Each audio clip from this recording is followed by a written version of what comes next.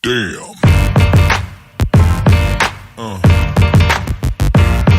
Yeah.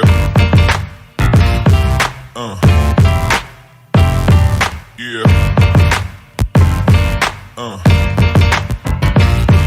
Yeah.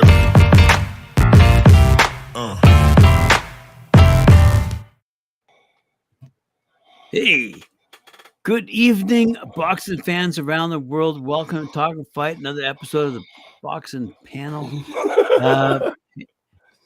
Mike, I'm glad to have you on board because we have a few things to discuss. One of the things that I want to discuss is something that, quite frankly, Cedric Ben did not want to discuss last week, but has really blown up. And I want to discuss it before we get to the fights. I just want to have, seeing he's not here, I want to have a quick little conversation with you about this whole Terence Crawford situation. Okay. Terence Crawford comes out publicly and says Al Heyman's a goof. Okay? In a nutshell. Okay? Oscar de la Hoya comes out and says, you're absolutely right. Al Heyman's a goof. Errol Spence comes out and says, you guys don't know what you're talking about. Okay? So those are three in a nutshell sentences where I'm now, because I've been reporting this on my news show, saying, and quite frankly, getting a lot of feedback about with respect to, we would have all loved to have seen Errol Spence and Terence Crawford go fight to fight, toe to toe this month, which is when they were supposed to. But they couldn't agree to a deal, and apparently the deal was all hinged on pay-per-view. But when Terence Crawford came forward and said, hey, man, I'm getting $50 million offered to me by two hedge funds, $25 million apiece. What do you say, Errol? Do you want to do this? Forget Al Heyman. Let's just do this. And Errol Spence said, nope, I'm under contract to Al Heyman. I'm not going to do it. Anyway, I just thought before Cedric Ben gets on the line here and argues with me till the cows come home, I just want to bring that up and say, do you have any thoughts on that? Have you honestly, I know that I know that the Crawford David Avanesian things going on. I did hear Oscar say at the last event that they had that the promoters were on board. They were just waiting for the networks, and the networks are the ones that didn't get this happening. So I'm not. Well, okay. Let me fill you on the latest details. The latest details were not so much that so in days gone by, what would happen is fighters would be guaranteed a certain amount of money to fight. That's it. That's all. Okay. And what they would hear on the back end would be negligible. In other words, you're not going to see the back end. Okay. So, in other words, in days gone by, you'd be saying to a top ranked fighter, put that in air quotes, top ranked fighter, you'll get $1 million for this fight. Okay. Right. So the fighter goes into the fight going, okay, great. I'm going to get $1 million, boink. Now, what's happened in this situation is Terence Crawford went to Al Heyman and said, I'm willing to fight Errol Spence for all the belts, even if you give me 0 guaranteed monies up front. I'm more than happy to go at it, given not a guarantee, but what do they call it? A split of the purse on the PPV rights. Okay? So the problem here is no one knows what those PPV rights are. In other words, and for all those people out there listening, that's pay-per-view rights. In other words, if say 100,000 people pay $10 a pop, there's $1 million, of which Terrence and Errol would split 80%. Okay. So they wouldn't get a huge chunk of dough, but at least they get a chunk of dough. As opposed to days gone by when they would get 0 dough, is all I'm saying. So nowadays, even Jake Paul has said his latest fight, which garnered 200, 300,000 pay-per-views, wasn't enough to pay the rent, basically, in a nutshell. Okay. Right. So he was a little unhappy with the pay-per-view results on his fight. Now, for someone who's got what, 20 million viewers, followers, Yeah, whatever we wanna followers or call 'em, something like that. Yeah. okay, that's a pretty minimal number. Yeah. You know, so in other words, Considering. even a guy like Jake Paul, who has a cajillion followers, he can't even get 200,000, 300,000 pay-per-view. So in other words, what's Terence? Now remember, Bob Arum severed his relationship with Terence Crawford because Terence Crawford could not guarantee, because Terence Crawford would not speak to the public. I'm not going to speak to the public. I'm a boxer. That's what I'm doing. I box.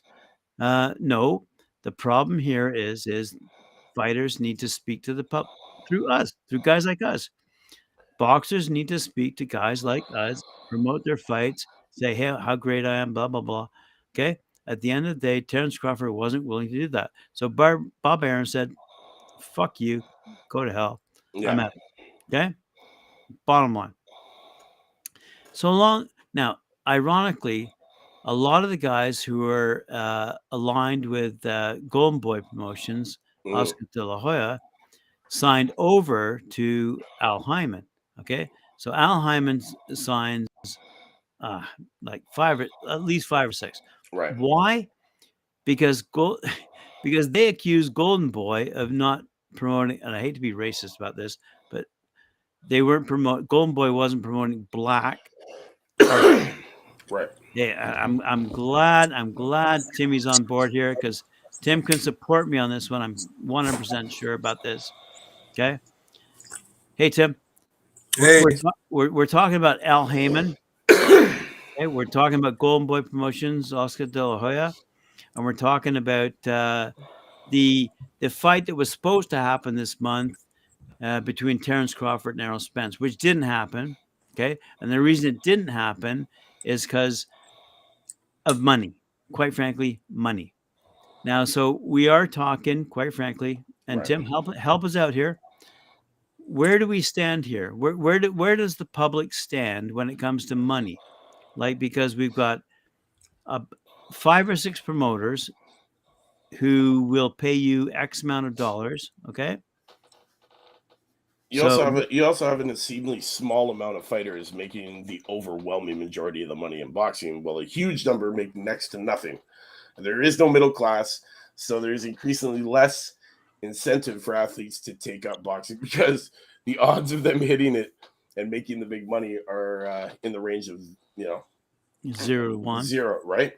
And each team with this is blaming each other's backers, right? You have Crawford and his backers who blame Spence, and Spence's backers just have laid the blame upon Crawford. So of course, instead of bickering over who'd win, what should be a fantastic fight, the fans are arguing about something they don't have a clue about. They have no idea what the truth is in the matter. They don't understand the business, and yet they fill social media with these obscene rants instead of discussing the actual fight, right? So Tim, are you aware of this discussion? I'm lost in space like that movie. All right. Okay. Let me tell you what happened. Very recently, Tim. Terence Crawford, you know who Terence Crawford is, right? Yeah. Okay. So Terence Crawford comes out and says publicly, I have 2 hedge funds willing to give me and Errol Spence $25 million each to fight. Okay. Now, hedge funds, I don't know if you know this or not, but hedge funds don't give $25 million without a guarantee. Okay. Hedge funds are a conglomerate of investors, and they won't give $25 million without some reservoir there. There's got to be some. The point of the matter is if you've pre-sold 25 million tickets at $1 a piece, great. We'll be happy to put in that $25 million. But the point of the matter is Terence Crawford comes out and says to Errol Spence, hey man, I've got $50 million guaranteed between you and me. We can split it. Fuck Al Hyman. We can go forward with this. Let's go. So Errol Spence says, hey man, I'm signed to Al Hyman. I can't do it. I've got to go with my boy.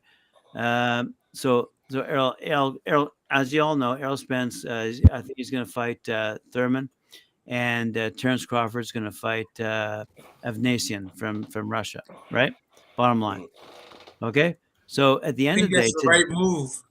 okay, well, today, Oscar de la Hoya comes out and says, hey, man, I support what Terence Crawford says.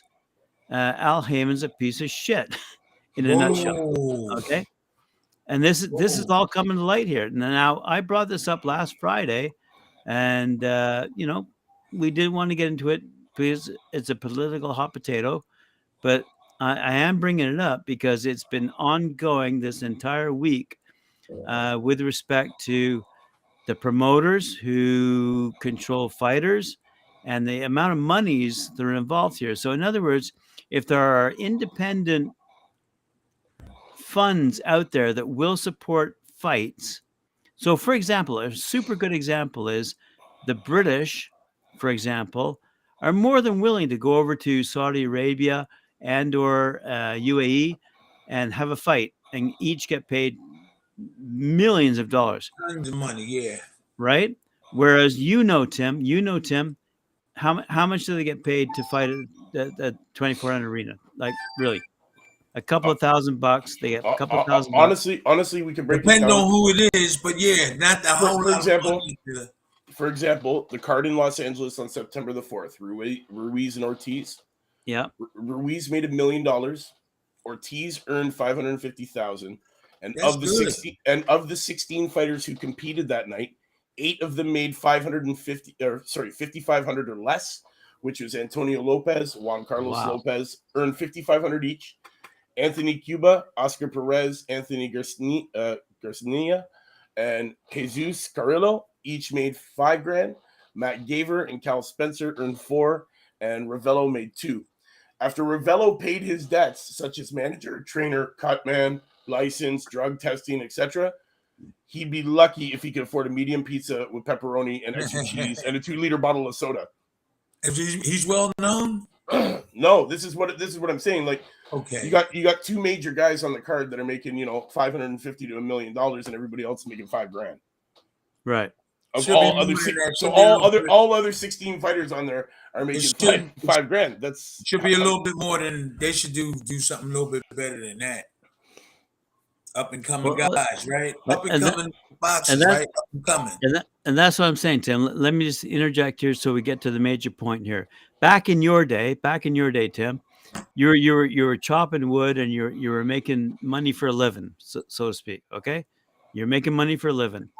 Nowadays, these guys recognize that there are pay-per-view rights, okay, available to them, but what's on the back end is not being shown to them. In other words, what Terence Crawford is saying is that Al Heyman is not being honorable or respectful and saying, I'm going to show you how much money we actually make on the back end.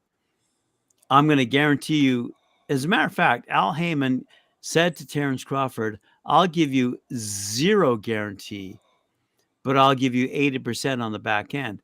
Terence Crawford said, I don't believe you will give me 80% because I don't believe your numbers. Are they actually negotiating? I don't believe that. Well, so here's the point. Are they actually negotiating with him, or they have their people? No. So basically, in a nutshell, the conversation between Terence Crawford and Al Heyman stopped because Terence Crawford, quite frankly, needs to make a buck. His people or him himself? He has no people. So he's negotiating himself? Yeah. Terence Crawford negotiated a deal with, what's his name, Mike? The Russian guy? Avnasian. Yeah. Right? Yeah. So he's now going to fight David Avnasian. He'll probably beat him. Okay.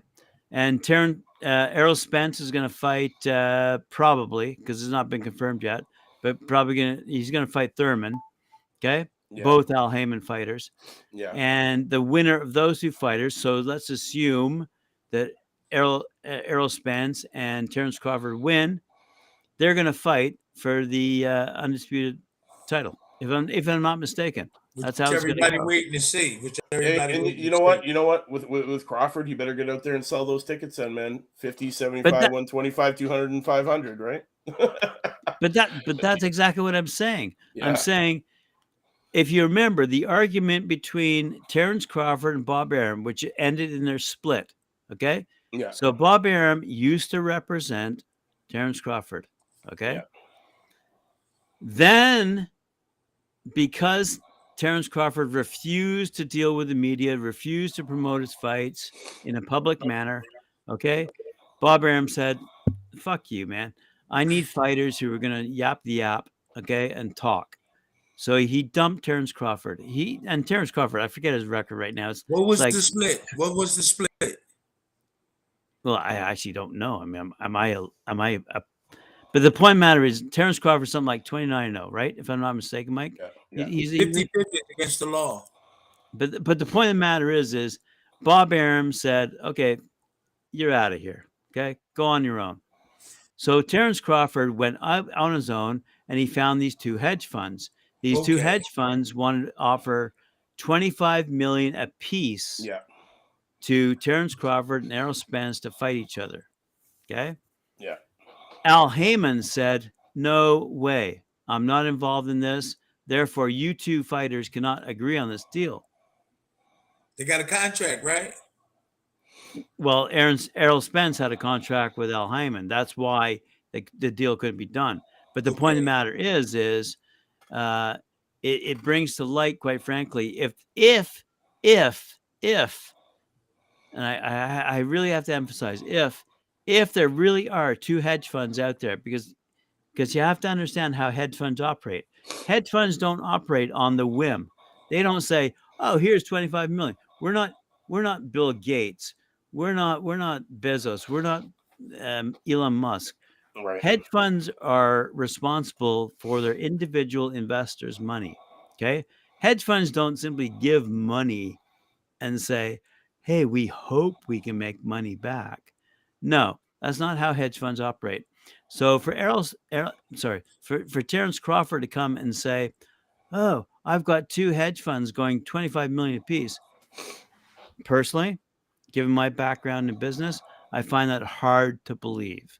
Okay, but Terrence Crawford says it. So the point matter is him and Errol Spence getting this online debate about who's got money and why should I fight. Okay. Now, in the meantime, their respective, shall we say, managers say to them, "Hey, man, Errol, you're going to fight Thurman." I can't remember the date, but that's now a done deal. Not really, but it will be.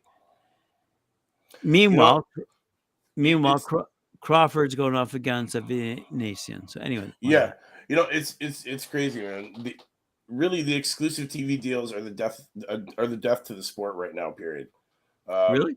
Yeah, man. Showtime and ESPN say we're open to all promoters and bid on fights that they felt their audiences would love. It would boost the sport immensely. Exclusivity simply prevents a huge number of potentially good fights from occurring.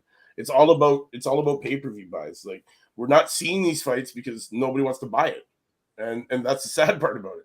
Like in the U.S., there are three main broadcast outlets for boxing: ESPN, which has an exclusive deal with Top Rank; Showtime, which primarily does business with PBC and DAZN, which does business primarily with Matchroom and Golden Boy.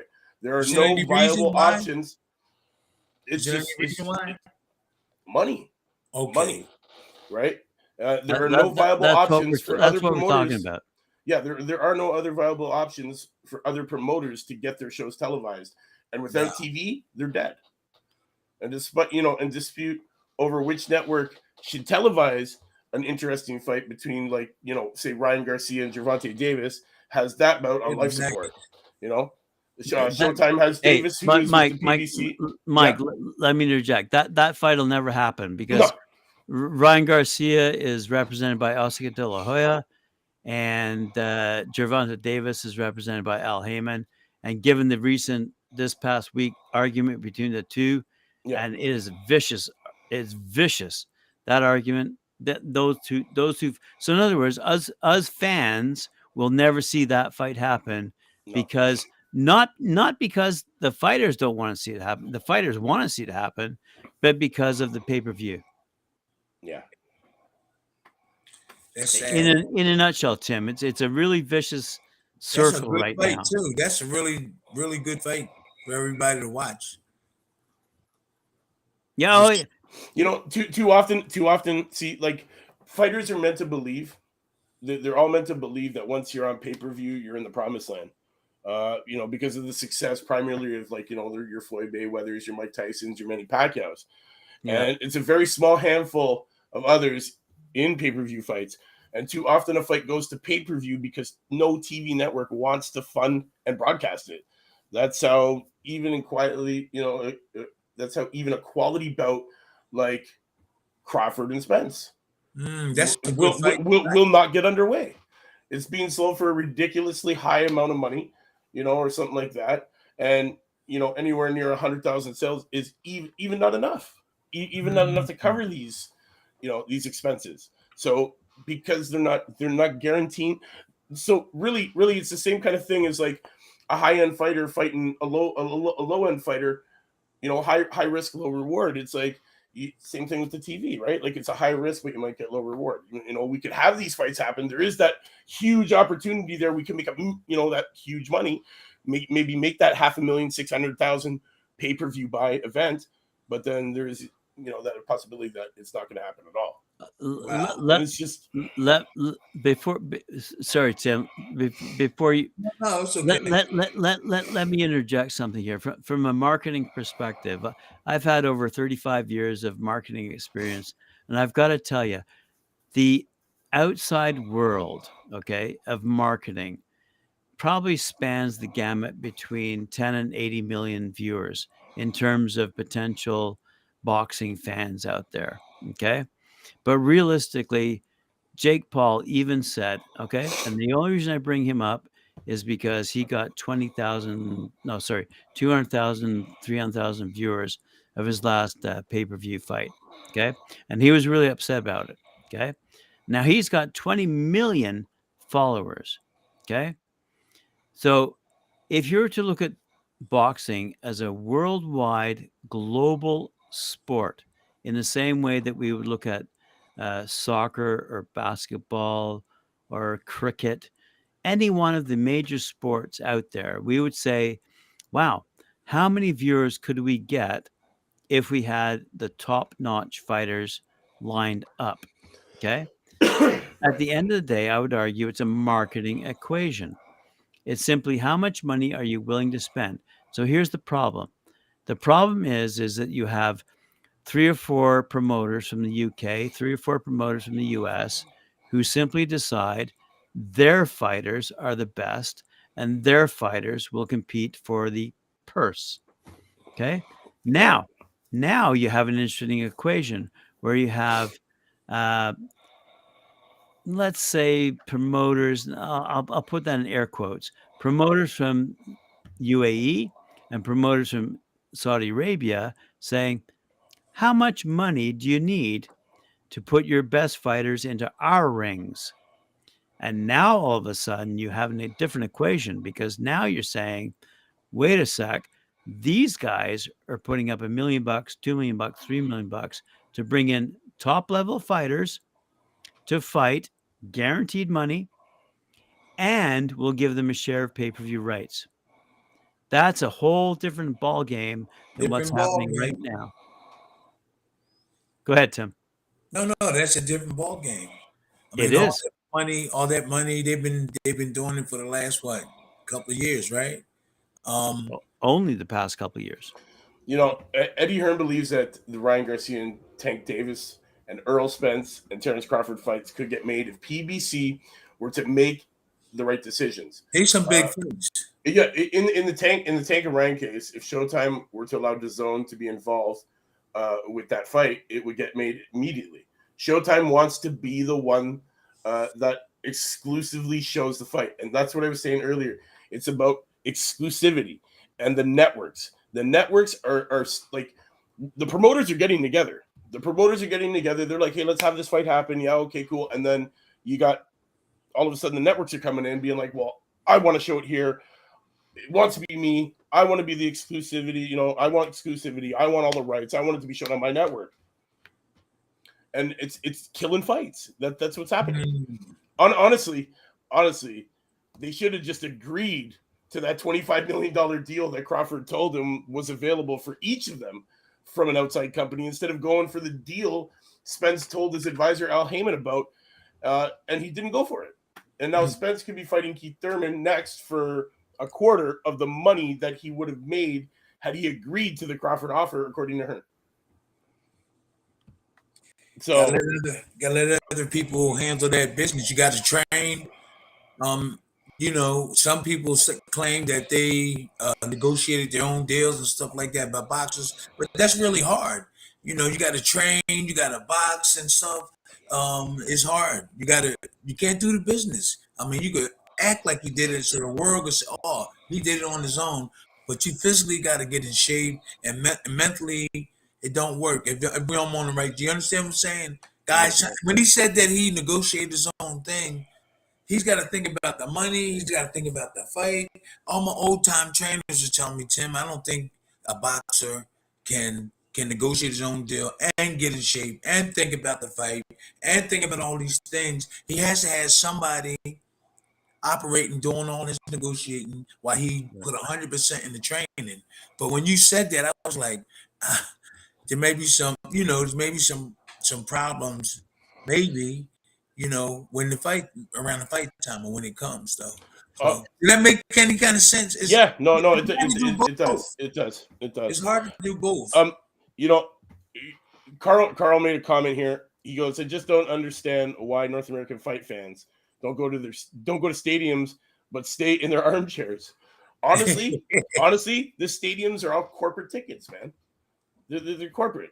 Deals are being made at the ringside, man. Nobody's watching the fight. It's this salesman and this client going out whining and dining, sitting ringside because it's a cool thing to do. They're not doing shit for the sport. It's like a free fall. And then they shove these friggin' boxing matches down their throat that they want us to pay all this money for when we don't care about them. That's why we need a union too. We need a union. There you go. There you go. Okay, wait a sec. Keep going. Keep going. You're stepping on my tiny toes here. Wait a sec, Mike. Quite frankly, if you're talking about ringside, you're talking about the guys who are footing the bills. Okay, at the end of the day, those are the guys. You mean the guys with the hedge funds? Hey, man. Those are the guys. Those are the guys in North America. True. Maybe not in UK, but those are the guys in North America who are paying $10,000 to sit ringside for whatever reason. And do we care? No. But if that's how boxers are getting paid these days, let them do it.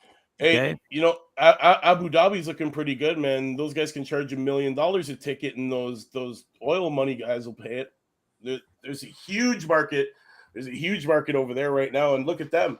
They're literally building new boxing stadiums. They're allowing women to fight on cards that never happened before. They're literally trying to take boxing away from North America. I'm not arguing with you. What I'm saying is, as a matter of fact, Talkin Fight right now is negotiating with UAE to live stream their boxing fights. So believe me, we are involved in that discussion. Yes, we are. Yes, we are. So I'm not arguing with that whatsoever. No, what great. I'm saying is I want to bring it back full circle and say I want to put money back into the boxer's hands. So how am I going to do that? Am I going to allow am I going to prevent guys from paying $10,000 to sit ringside? No, not at all. If they want to sit ringside with their honey and pay for caviar and champagne, go ahead. That's up to them. Okay, Mike, you can't complain about that. No, I'm not complaining, but I'm just saying that's what it's become. But that's what it is in North America. That's what's paying the bills. That's what it is in North America. Absolutely. Yeah, totally. In the UK, from what I've seen of fights over there, and for what our reporters are reporting from UK, it's what when we go to a hockey game, for example, or when we go to a baseball game, or when we go to a basketball game, the same thing. you know, at the end of the day, we see a great game. Okay. Yeah. So, bottom line. Okay. So, I'm just saying, over here's a little bit of a tweak with respect to all the different variations of pricing, and Right. pricing is a little bit different over here in North America because we do. And Tim, you'll appreciate this. You do see the tuxedos in the front rows. You do see them paying the big money, and they may or may not want your autograph. But at the end of the day, that's what they're there, and they pay for that money. I don't see them. They're all on pay-per-view. And you don't buy Okay. it. I don't Okay. see, they all on pay in the future. In the future, Graham, I'm gonna try to. And I think that's what I think that's what Mike was saying, is that the migration of the fan is from ringside Yeah. to pay-per-view. Yeah. And so what Jake Paul, now I know a lot of my viewers out there will disregard this, but Jake Paul, who has 20 million followers, only got 200,000 pay-per-view Buys. buys. And I guarantee you that was 200,000 fans of Anderson Silva. And that's a good point too, Mike, quite frankly. Like, honestly, you got to think about that. You have one of the greatest men in combative sports history just don the ring at almost 50 years old to fight some guy that has been calling himself a boxer for a better part of 2 years now. You're damn right. Every fan of Anderson Silva that watched him come up through his career was, I guarantee, probably 75 to 80% of those pay-per-view buys. I really wish Carl from Last Bell Boxing was on this call right now, because I would like to he's dropping comments. I would love to discuss with him how the evolution of boxing is migrating from the UK and the US to the Middle East. The Middle East is paying boxers what they're worth. Yeah. And a really great example is Chantel Cameron and Jessica McCaskill, two female boxers who are going toe-to-toe this weekend over at the UAE and Abu Dhabi. You know, I was speaking to we got Bivol and Mike. Ramirez. I was speaking to a couple of Arabian guys last night. Yep. Okay. And the Arabian guys are saying to me, Saudi Arabia doesn't really like the two female girls going at it. Okay. Right. For their religious reasons. Fair enough. Right. But Abu Dhabi doesn't mind at all. And they're going to pay millions of dollars to get all female fights over there, because they know that all female fights is where it's at. Yeah, man, it sells. And you know what? They'll pay billions. Listen, if they're willing to I don't know about billions, but if they're willing millions, to build millions, yes, billions. They're willing to build land. They built land in the ocean. They built their own. They're willing to dump whatever they need to into this boxing infrastructure to get it off the ground. You know, people have complained that their event. It's kind of like an outdoor event, right? It's not a full arena. It'll be a matter of time before these guys just build one up. You know, that's how popular it's become. Here's a comment. Here's a comment from Carl. I wish he was in this group with us. Chisora is an idiot. Okay, Chisora, he's going to go third time round with Tyson Fury. He's going to get knocked out by Tyson Fury. We all know it. With that uppercut. So why the heck is that fight happening? Okay, in a nutshell. Because Tyson Fury needs a warm up. So yeah, exactly. He needs a warm up. So Carl, don't give me this. UK is the best place to have boxing stuff when you've got third-rate boxers like Derek Chisora going up against Tyson Fury. Give me a freaking break. Honestly, Tim, what do you got to say, Tim? Fury. From my experience, I'm gonna talk about something a little bit different. From my experience, Tyson Fury might have lightened up on training, lightened up on some things, because he did say that he retired. He's a partier. And the thing is he might not be in the shape that he was, depending on if he's training or doing something in school. But he said he retired, or he was playing around like that. I don't know if they Desura and can't should try to capitalize and really try to win this fight if it's a fight. Um, that me from experience. He's the man. He's up the top. I know that he goes. Maybe he does train and stay in good shape, but there's a good chance that he's maybe not be in the best of shape if they was to fight. That's just my opinion, and from experience, and me and other guys, they kind of relax a little. Oh, I'm the champ. I got millions of dollars. I might really take a break, and maybe this might be the right time for Desura. But I think Tyson knows to come through. But just think about that. That could be a good, he's relaxing. Oh, let's get the Zora. The Zora might come in. He might come in really tough this time, but I don't know the chances of him winning. I'm pretty sure Tyson Fury still has his number. Yeah.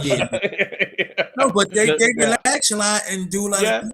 Well, hey, Fury's the first one to show up on social media after he wins a fight and partying like everybody else. That he's young. He's still young. He's young in age, but he's getting old in boxing game.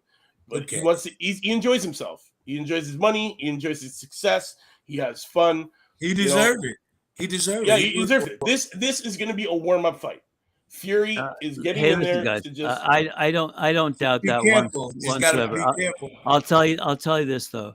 One of the sidebar comments from Carl brings up Anthony Joshua. Anthony Joshua, quite frankly, I gotta say, he's in rehab. He's seeking psychiatric help right now. For sure he is. Okay. You serious? Yes. Serious? What happened to him?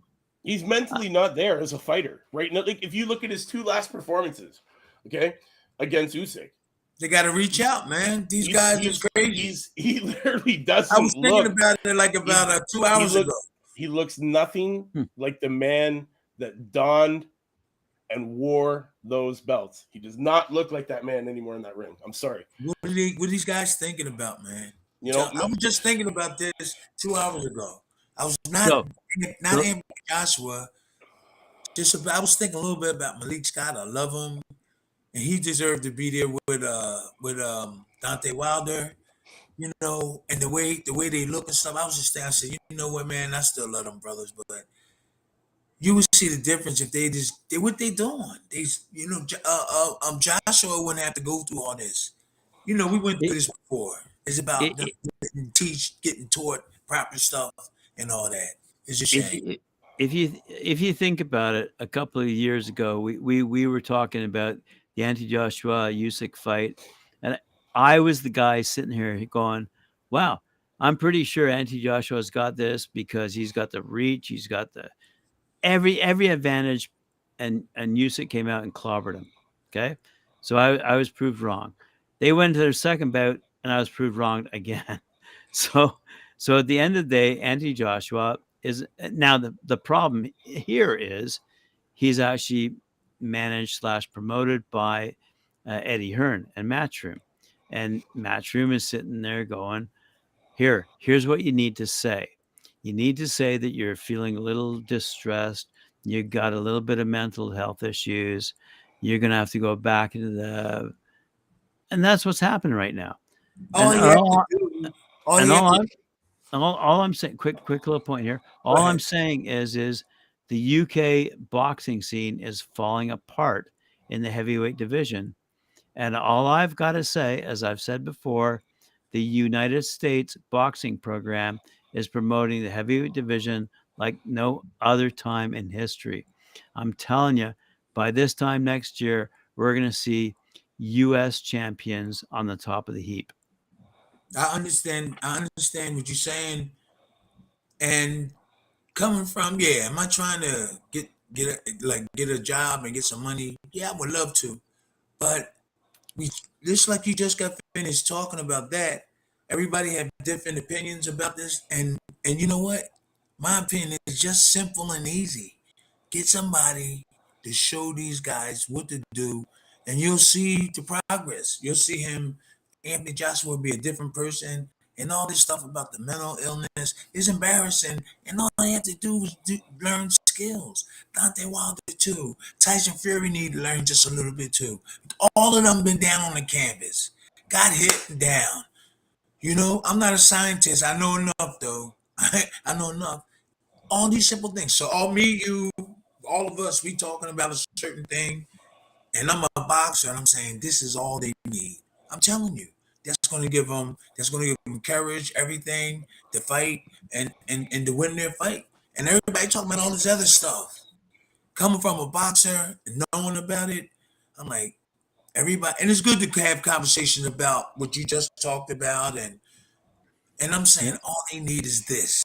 They don't have to get me. Get somebody that's going to show them so they can perform better than what they're doing. I mean, I don't even really the performance. I'm not really impressed.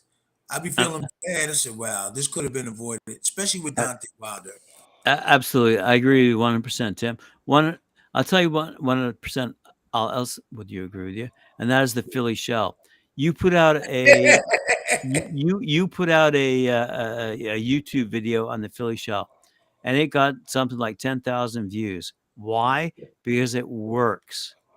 You know, at the end of the day, there's a It don't have to certain. be me, just as long as they get somebody. Uh, That's what I'm saying. So just get at the end somebody. of at the end of the day, when these American fighters learn from guys like you, Tim, they're going to beat these fighters from the UK, which are being built up by Eddie Hearn or Frank Warren, whoever, I think the but oh, knowledge should be but available but for but but, everybody. but UK, by uh, name only, by name only. I'm telling you, when the names of the North American fighters go up against the names of the UK fighters, you're going to see a greater number of US fighters winning those battles. And this is what I'm saying. I'm saying it to Carl. I wish Carl was on the call right now because I'd love to go head to head with him because quite frankly, the number of US fighters right now in terms of up and coming fighters far outnumbers those numbers. Why? Because the UK fighters right now are coming from all different parts of Europe. They're not UK fighters. That's like saying Lennox Lewis is British.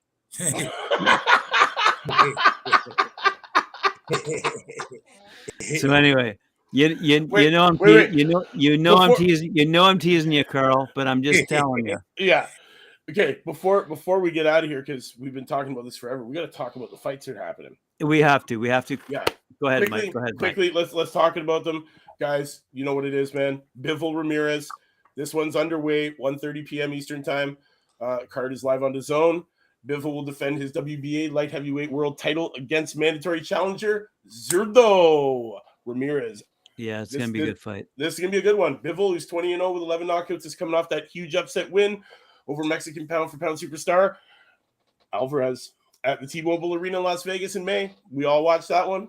The 31-year-old handed Alvarez only the second loss of his career, 9 years on from his first at the hands of modern great Floyd Mayweather. We got Ramirez, who's 44-0 with 30 knockouts, is the former WBO super middle world champion, who has won all 5 of his fights at light heavyweight inside the distance in impressive fashion since moving up in weight in 2019. The heavy-handed Mexican southpaw emerged as a mandatory challenger to long-reigning champion Bivol after a 4th-round knockout of Dominic Bossel in their May 14th title eliminator in Ontario, California, guys. This card has got lots to offer. We've got we've got an IBF World Super Feather title up for grabs. We got Barrett taking on Rekimov. And then we got McCaskill taking on Cameron, and that is for all the straps at super light in the female division. Galal Yaffe is on the card looking to improve his record to 3-0, and he will be fighting for the WBC International Fly against Gohan Garcia, who is 12-1-1. Also, Khaled Yaffe, 26-1, taking on Gerald Paclair. And we got Campbell Hatton looking to improve to 9-0 with Dennis Bartos. Campbell Hatton, son of Ricky Hatton, if you guys know, I did profile him. A lot of people are saying with these controversy wins that it's only a matter of time before he gets shown up. So, guys, tune in for this one. We got a bunch of undefeateds on here. It's definitely going to be a great card. If you can't, make sure you record it. This one is getting underway early, guys. Like I said, 1:30 p.m. Eastern Standard Time. You don't want to miss it. It's going to be a good one. Main event, ring walks, 5 p.m. Eastern. So make sure you watch this one. Definitely one for the books. Can't wait to see it. Quick little point Yep. for all of our listeners, watchers out there. This is the first time there's a female fight in Abu Dhabi between Chantal Cameron and Jessica McCaskill. So it's once again a British versus U.S. fight, and I mean, from my perspective, flip of the coin. I like both fighters. I mean, both fighters have, purely speaking, it is going to be a war between those two. It's going to be a war. It's going to be exciting. It's going to probably go the distance, I'd like to say. And honestly, I think we're going to see two warriors get in that ring and battle each other for those straps. And the better female will win and come through with that victory. And you know what? I don't know if you guys are familiar with these boys or not, but Yafai, the Yafai brothers are really great boxers. Both of them are really great boxers. I believe they both come from the Team GB system. I believe they're both Olympic champions. But nonetheless, their pro boxing careers speak for themselves. So this is going to be a great fight. And to my point earlier, that the fight is being held in Middle East, speaks to how much money these guys are getting paid, and money deserved, by the way. Yes. We talked about money being paid to professional boxers before, but now these guys are being flown into Abu Dhabi.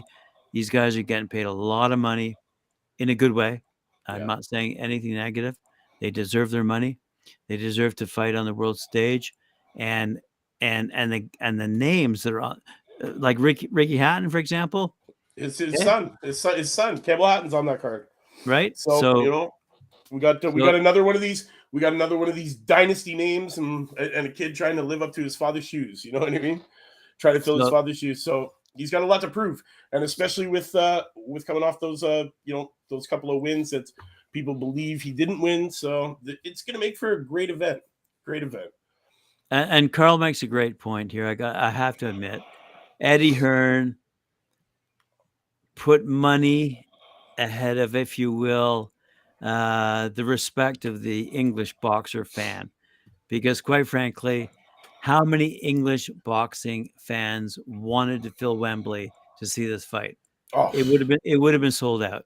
Yeah. But instead, he went for the money, put the money in the boxers' hands, and said, "Hey, let's hold this fight in Abu Dhabi."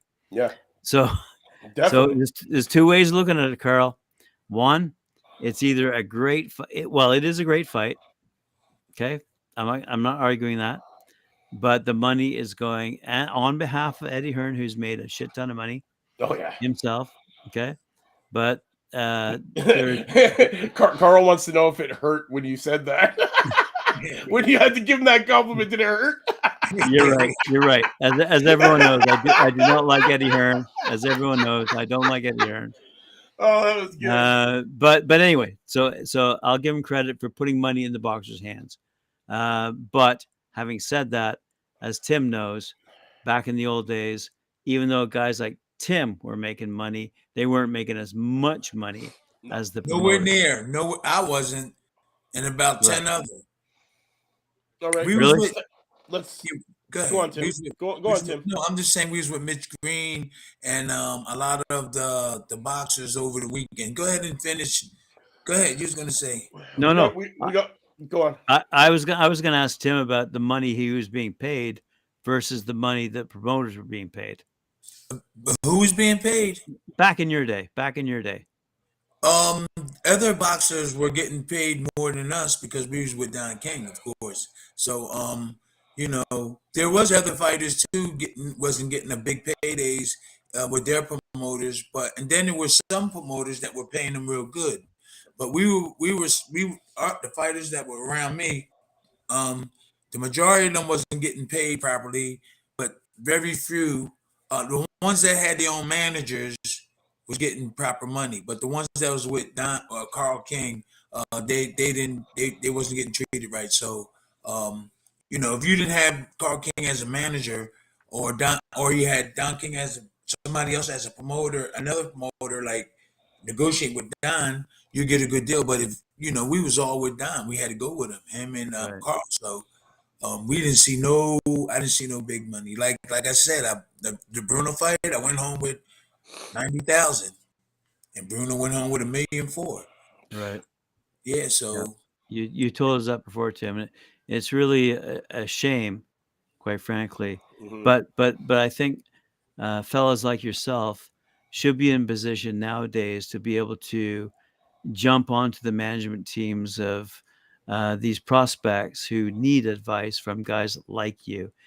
And that's what I think we can bring to the table. you Anyway, get to know before my experience, but they need an attorney to really put it in their head. But we could talk about I didn't mean to cut you off. no, it's Being ripped okay, off, man. you sit next to them and say, look, this would happen, man, blah, blah, blah. And then they have to deal with their manager. Then when it's time to deal with the promoter, they kind of like, try to get the best deal they can, if you understand, I understand completely, and that's exactly how we started off this conversation before you jumped on. We were talking about Terrence Crawford and Errol Spence, and quite frankly, $50 million being offered up by two hedge funds is an awful lot of money, and Yeah, it is. right. So, Yeah. but that was turned down by Al Heyman. So anyway, so so at the end of that's what I'm saying. So if you think about 25 that, apiece, 25 apiece. 25 million a piece turned down by Al Heyman. So he wasn't getting his what he thought he was worth. Or Exactly. okay, He Exactly. didn't get his piece. He didn't get his piece. We got But one more if fight to they touch would on. have 25 more, if it was 25 more, he would have said yeah.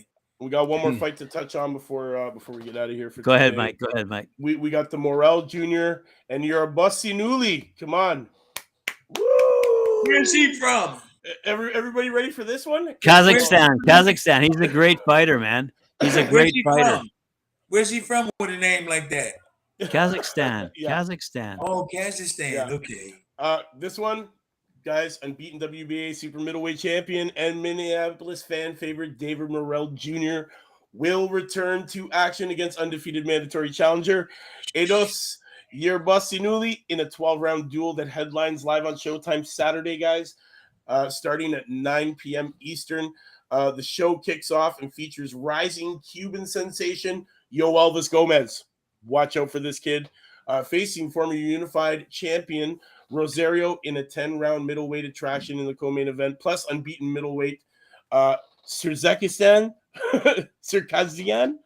battles his hard-hitting Nathaniel Gallimore in a 10-round telecast opener.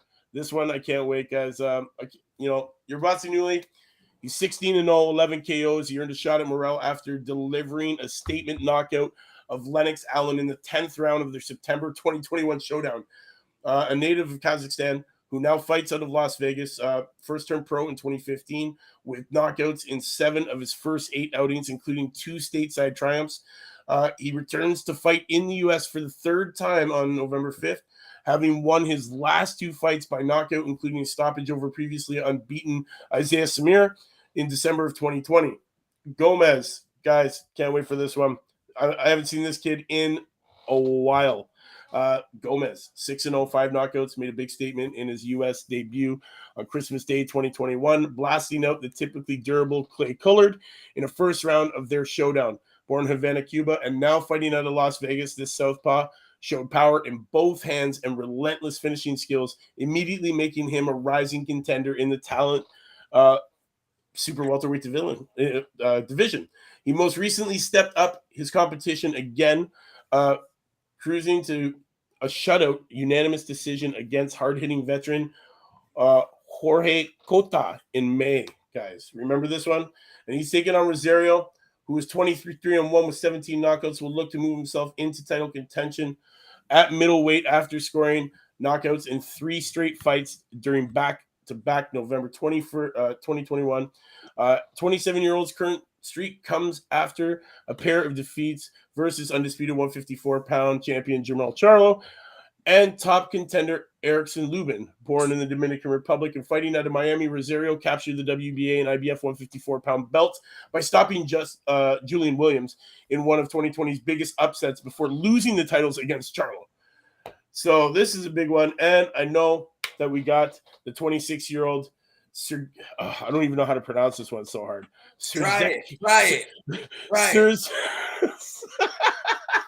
Circassian, 20-0 with 13 knockouts, made a successful stateside debut in August, stopping Gilbert Venges Jr. in the fourth round of the matchup that streamed live on the Showtime Sports YouTube channel. Originally from Ukraine and a citizen of Warsaw, Poland, he turned pro in 2015 and owns 3 10-round unanimous decisions of his record, hardly losing a round throughout the contest. Gallimore, 22-5-1 with 17 knockouts, made his name for himself, challenging the best fighters at 154-pound, using his power and skills to present stiff competition. But this 34-year-old owns a stoppage victory over former unified champion Jenison Rosario, who has also faced former unified champion Julian Williams, former champion Patrick Teixeira, and top contenders Sebastian Fundora and Erickson Lubin. Born in Kingston, Jamaica, Gallimore has fought out of Chicago as a pro and most recently bested the previously unbeaten Leon Lawson III at the Armory in June of 2021. So, guys, some nice action to go on after an all-afternoon fight in Abu Dhabi. We get to do this. So, guys, we got a whole great Saturday of boxing coming your way. There's going to be a lot of young and up-and-comers on this one as well. Yoenis Tellez, Maximus Garland, they're looking to improve to 3-0. There's a lot of young kids on here. So, guys, just be on your best behavior and make sure you watch and give these young guys a chance, man, because they are the future of boxing, and they are here now. That's it, man. Absolutely. Hey, Bond is something. He said, Bon Kiki. He's the homie. He is chilling. Where's he from? Canada, England? Yeah. I wish he'd let us know. He's probably great effort, Mike. He's probably American the way he loves you, man. Hey, listen. Not with a name like that.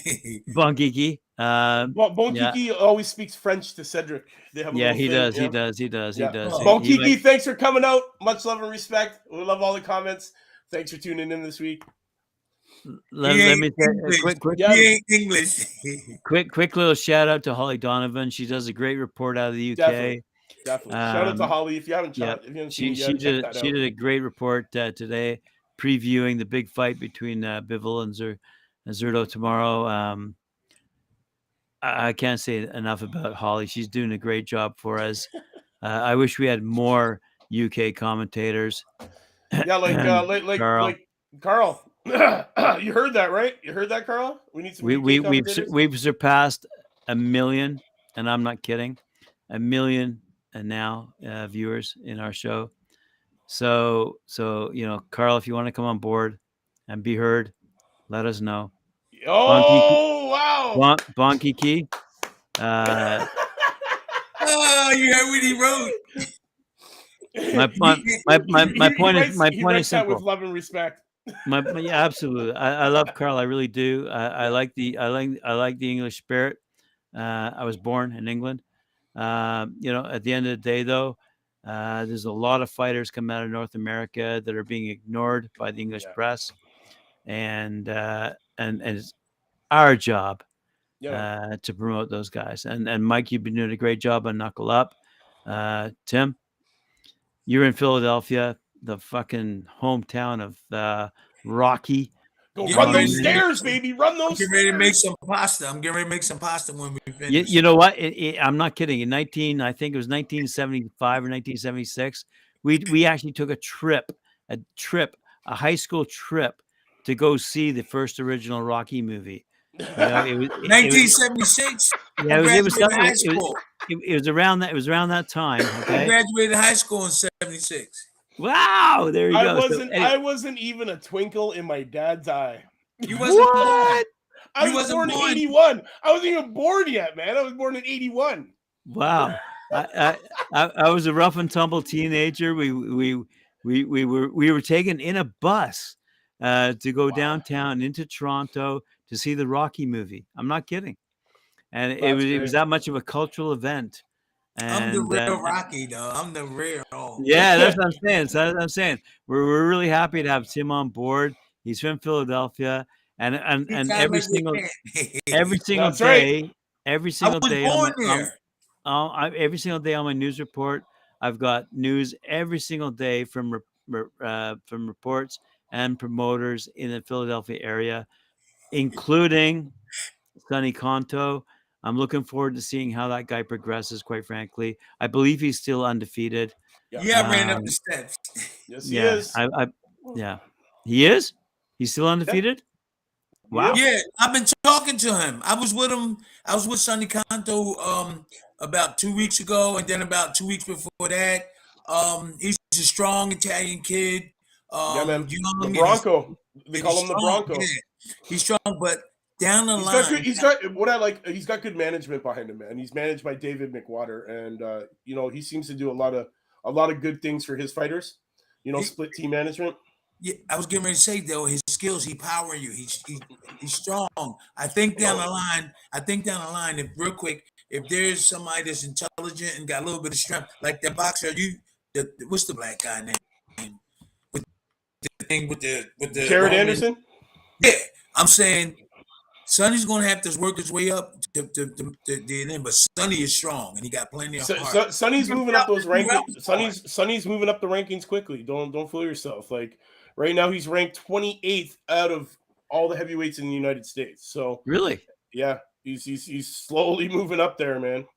He's slowly creeping on Eric Molina, and you know, Adam Stewart and Steven Torres, and he's slowly coming up the back end here.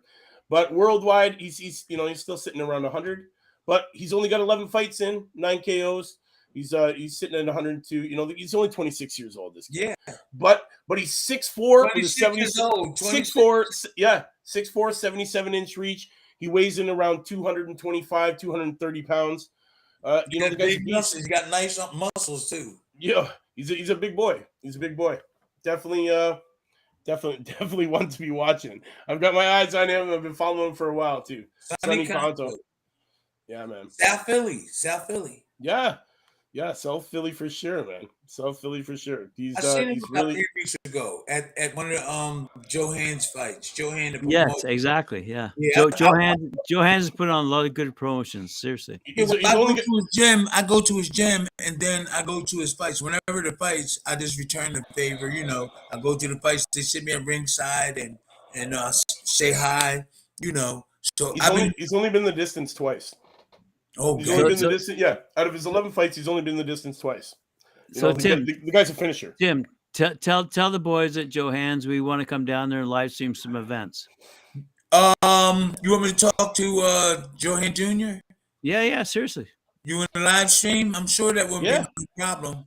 Yeah, no, I'm not kidding. I mean, you guys have put on some great fights down in Philly, and they're not like, for example, the rest of the world needs to know what's coming out of Philly these days. Right. That won't be no problem. I go in the gym, they let me go in. Cool. Yeah, I come in, and people, when they find out that I'm there, a lot of people started coming. And yeah, me and Shania, my daughter, we go there like every day. To the new gym is down on Street Road.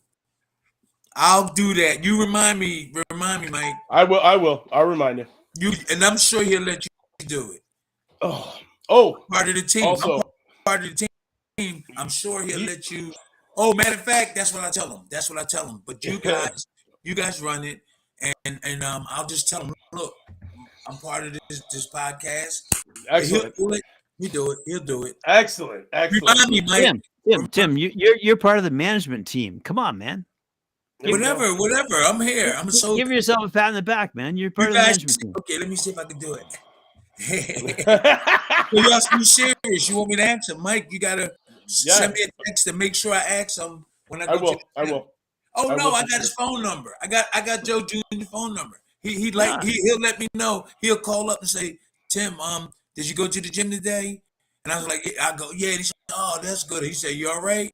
I said, yeah. Don't worry. And and he know I'm there, and we'll talk about it another time. But I'll be going there, so no problem. I'm You let him. You let him right? know that we support his promotions every single day. Seriously, let him know that. Okay, don't worry. I'll jump on that. If the legal part, they should be able to let you come in and film some of the stuff, Yeah, right? man. Oh yeah. We will. We'll come in. We're not doing anything illegal here What about the TV networks that's anymore. filming the fight? What about No. We do that already here. We were at the Zone's last event here in Toronto. Yeah, and we were ringside for that one. What about the main? You know what it is? We just work. We work around their camera guys, and they work around us. That's all it is. Big happy camera family. Okay, it's great. It's great. I'm gonna jump right on. Which we will be streaming another event coming up in December, live on the Zone from Rebel Entertainment Complex. Again, put on by Lee Baxter. Can't wait. Unfortunately, we were supposed to be at an event tonight out in Brantford. Whoa! The Wilcox clan. The Wilcox clan. Yeah. Shout out to the Wilcox clan. I mean, we were supposed to be there, but we do this Friday night panel. So exactly. That's a shame for your brothers. That's a shame you didn't go to the fight. How dare you? But heck, once our crew grows, and we get more people involved, we got the traveling camera team. Yeah, we're good, right? That's what it is. Tim Sensei, I love that comment from Bonkiki. All right, Mike. All right. We on our way out. Some pasta, guys. We're on our way out. Make some pasta and stuff. So all right. Yeah. To all the Talkin Fight fans, thanks for tuning in to today's episode of the Friday Night Panel with Tim, myself, and Graham. To all the people that drop comments, thank you very much. To all the love and support. Carl, you know what it is, man. Last Bell Boxing. We'll see you soon when you come over here and start working here. You know what it is, guys. We'll see you next week. Same time, same channel, few topics. Peace. Thanks, guys.